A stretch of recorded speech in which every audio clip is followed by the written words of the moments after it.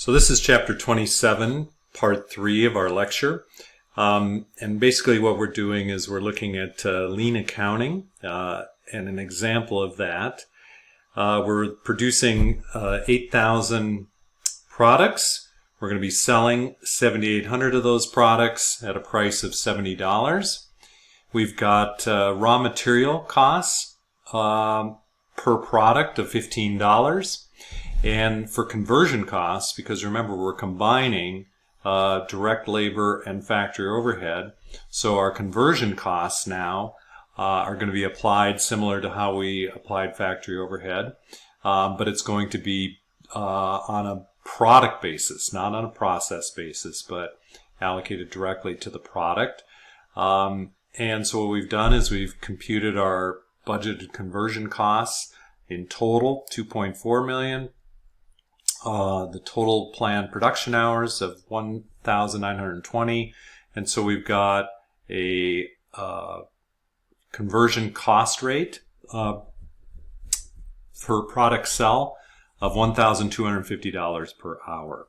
Now, the assumption is that for each product, it takes 0.2 hours. So we're going to multiply that by the $1,250 per hour.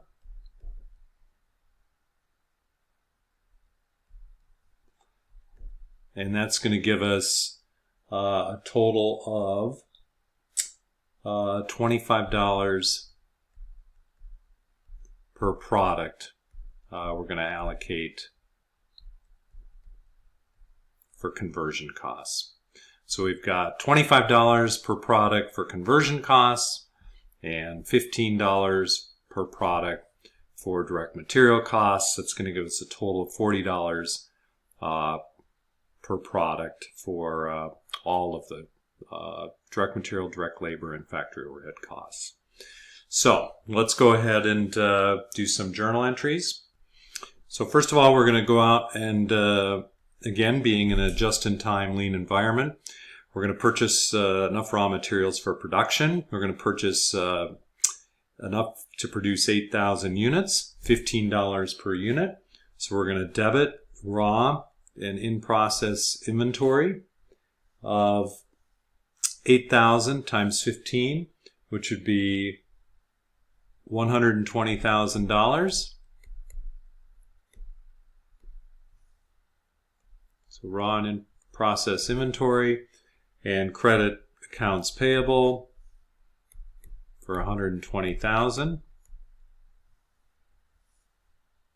Next, we would have the conversion costs being applied to the products at the per product rate. So we have the 8,000 products, $25 a product. So again, we're going to debit raw and in-process inventory of 8,000 times 25, which is $200,000. And we're going to credit an account called conversion cost.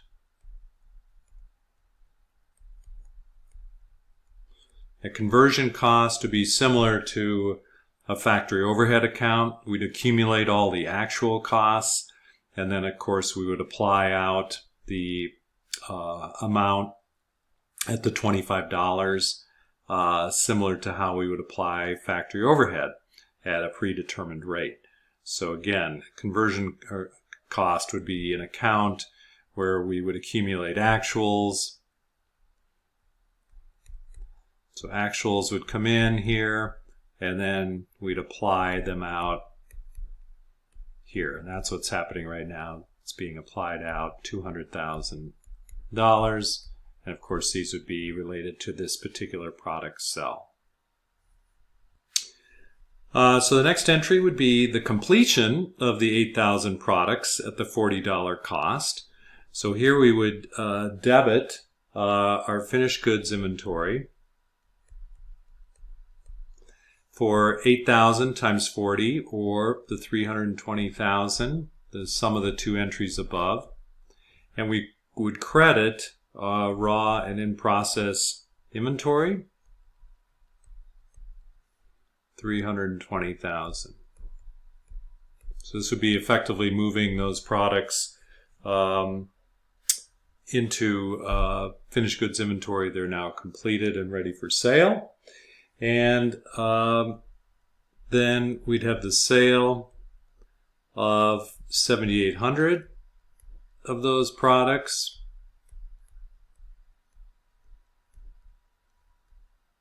At $70 each.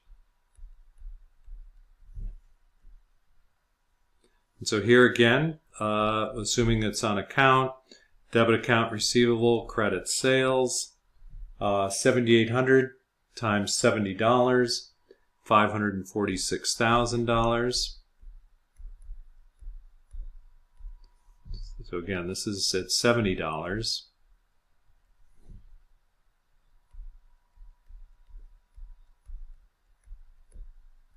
And of course, the other entry we always have, debit cost of goods sold. Whenever we have a sale, we must have a cost of goods sold, and credit finished goods inventory. And remember, finished goods inventory is at the $40 of cost that it took to complete those products. So here we have $312,000, which is $7,800 times $40. So debit $312 to cost of goods sold, credit finished goods for $312. So that's the accounting that we would have, which is slightly different than regular absorption accounting. On a lean basis, we're again combining. The keys, I think, are we're combining materials plus work in process to give us raw and in-process inventory. So that's the first thing. And then we're also combining direct labor plus factory overhead to equal conversion costs.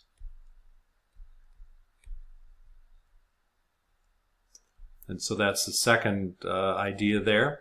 And so really kind of trying to streamline operations, making it more product focused, less process focused. And that will, again, make the accounting more streamlined, less transactions, less accounts, and more product focused. Our final topic in this chapter is what's called activity analysis, and this is can be a very broad area, but we're just going to take a look at one specific area in particular. But basically, activity analysis is looking at the activities in support, or activities that can support operational improvements. So it's taking a look at all different activities that we're engaged in to see how we can make improvements or cut or add different types of activities to make our operations more efficient, more lean, more quality oriented, and to overall make our operation more efficient and more cost effective. So probably falls in three categories. First of all would be quality, and we'll come back to that, but what activities can be undertaken to make our quality of our services or our products better, and what are the costs of obtaining that quality, and where is our money best spent in obtaining that type of quality increase. Value added would be another way of looking at what types of activities are value added and which ones are not value added. And the idea here would be to basically reduce or eliminate non-value adding activities. And then processes would be the third area.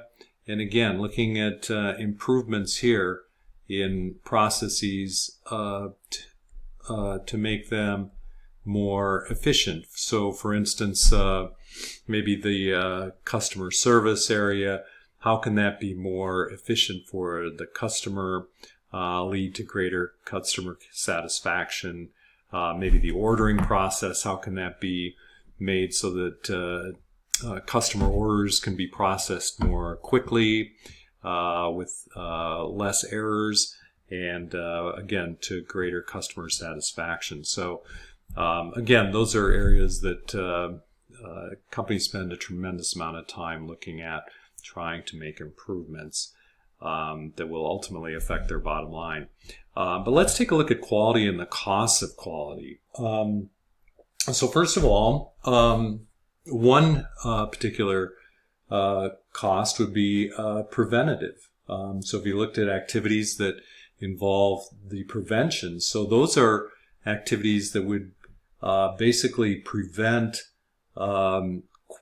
quality problems before they occur. So we're going to prevent problems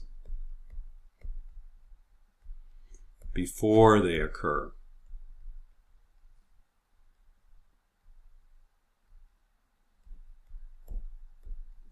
Okay, so those are things like making sure we design the product properly so that it functions the way it's supposed to function. Maybe that we have suppliers that are dependable, supply us with quality ingredients so that doesn't contribute to product quality issues down the road. Appraisal would be inspections, activities or costs of inspecting products, evaluating, testing to make sure that we're seeing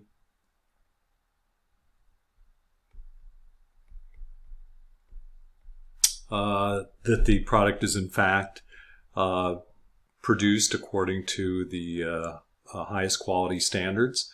But that's basically doing some type of evaluation or some type of inspection or some type of testing. So someone who's doing a inspection of the final assembly of an automobile, for instance, would be doing an appraisal function, and that cost would be an appraisal cost. Make sure it doesn't go out the door before with something wrong.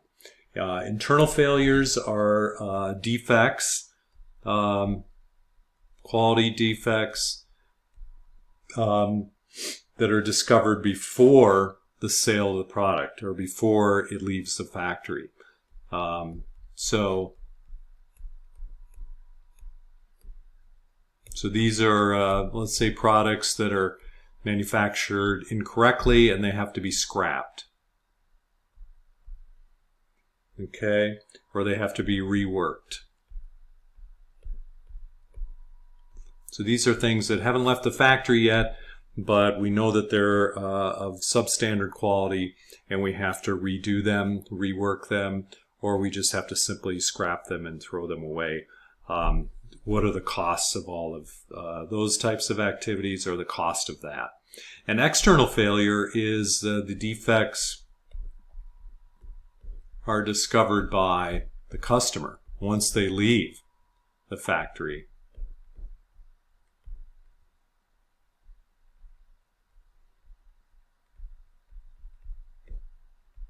So these would be like recalls, to recall our product, or maybe the cost of warranty, repairs. So this is products that are already out there that have to be fixed or have to be replaced. So the one thing that's important to note, that as quality goes up, as we increase quality, these costs increase gradually. So gradual increase in those costs to obtain high quality. But these costs decrease dramatically as we obtain higher quality. Decrease significantly. So obviously we'd want to have higher quality, because this slight increase is more than offset by this decrease, and that's a good thing. So again, cost